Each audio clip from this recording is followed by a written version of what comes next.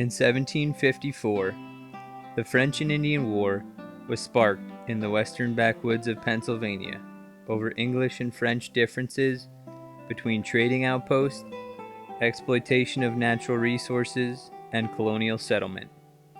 To the south and east of the Appalachian Mountains, unsuspecting attacks by native Indians plagued white settlers along the colonial frontier.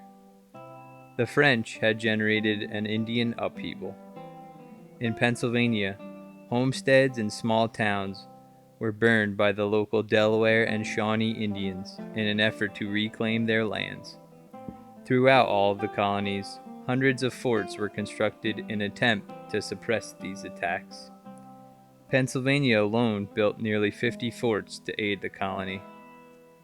These forts not only created chains of information between each other and the larger outposts, but they also served as military barracks, sanctuaries for local colonists, depots for provisioning troops, and centers for negotiations with Indians.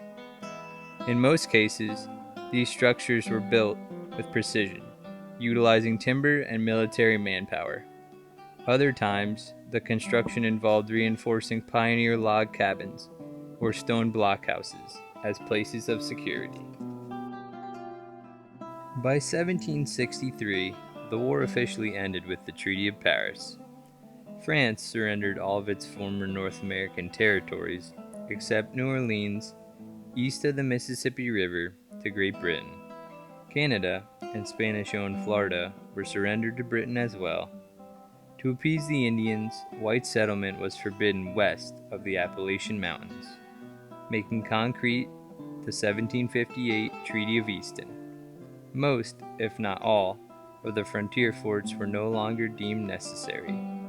These forts were essentially abandoned and were not used again until conflict ensued during the American Revolution.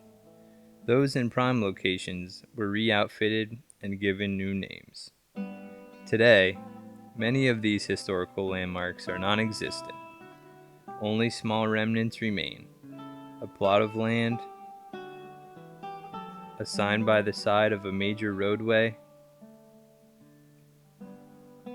a commemorative plaque, or some wooden logs protruding from the ground. These fortifications were part of the narrative that shaped the North American continent for decades afterwards, and consequently set the destiny of a new nation in motion. This period in history was an event that formed the American experience and led to competing visions between multiple parties.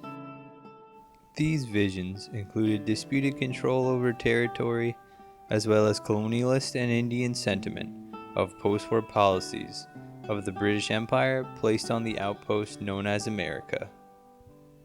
The forts constructed to protect the outlying borders of the expanding nation were crucial to the building blocks of American identity and solidified the image of what was required in order to live life on the frontier.